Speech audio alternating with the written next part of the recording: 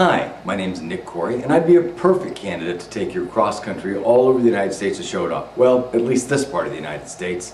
As you can tell, maybe, I am a professional photographer.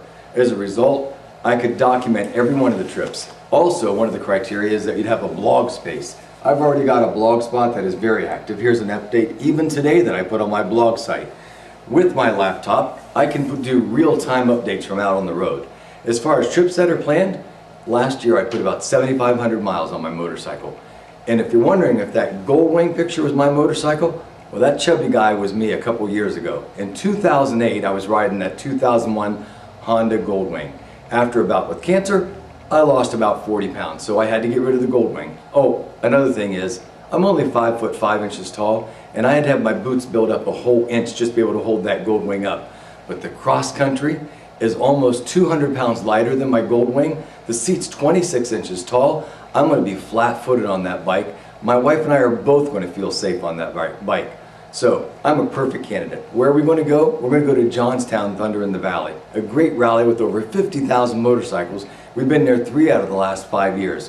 Where else? We're going to go into West Virginia, where we go every year, some of the most beautiful riding in the world.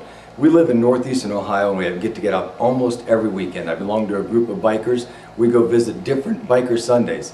We're going to stay in Michigan for a couple-day trip. We're going to go over into Indiana. We've got lots of trips planned on a monthly basis. As soon as the sun comes out and the weather breaks, we're out on the bike, and I want to be on a cross country.